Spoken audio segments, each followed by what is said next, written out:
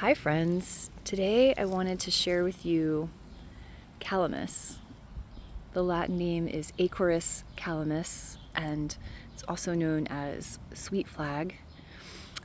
And this plant grows in marshy areas, wet areas, and you'll see it looks an awful lot like an iris, and here's iris right next door. The primary differences, so irises can also be a little bit red down at the base. Calamus is very red at the base. But if you follow the leaves up, there's this very specific, pretty strong central rib on the leaf. And iris does have a little bit of a central rib, but it's so much more pronounced on calamus. Also, calamus has this kind of neat ribbed quality to it. And I'm going to show you the root. The root looks a little bit like an iris root, and the way it's primarily propagated is by division and then sharing those pieces. And the root is the part that is medicinal.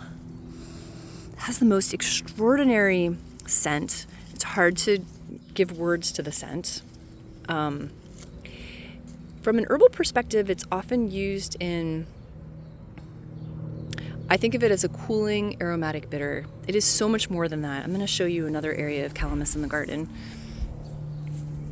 This is a large area of sweetgrass here in the backyard. This part of our garden is damp.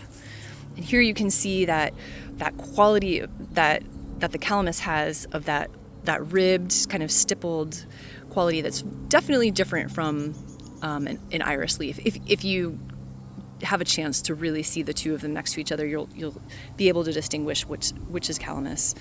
But the real test is really an odor test. It's, if you're unsure, it would be digging up the root and smelling the smell. And it's got a very distinct scent.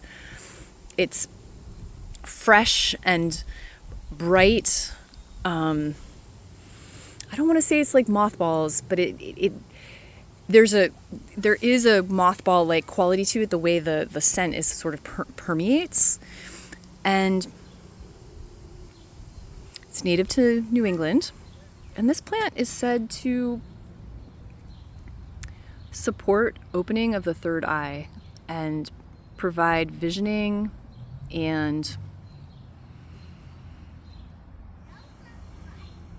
connection with our intuition and with what is beyond our capacity to see with our two eyes.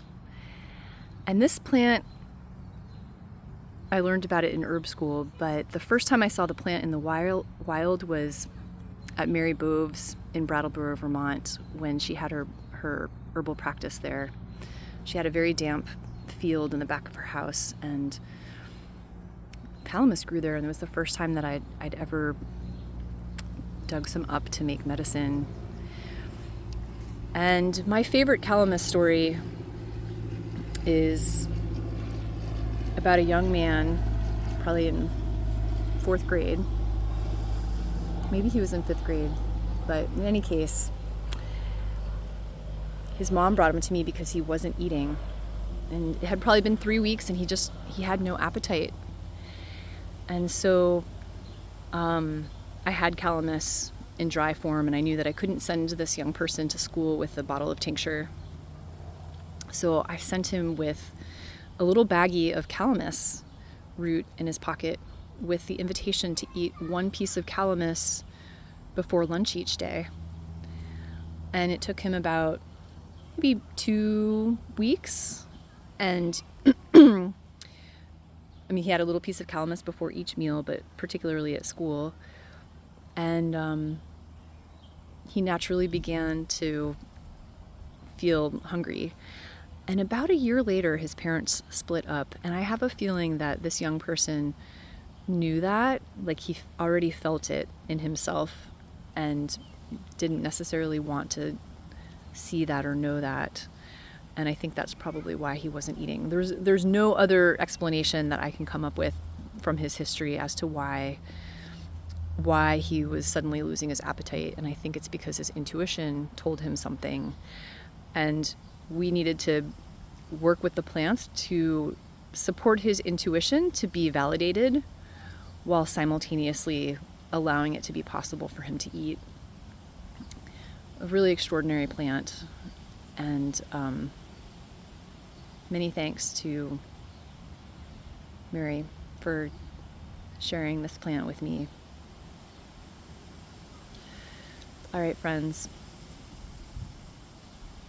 This is it for now.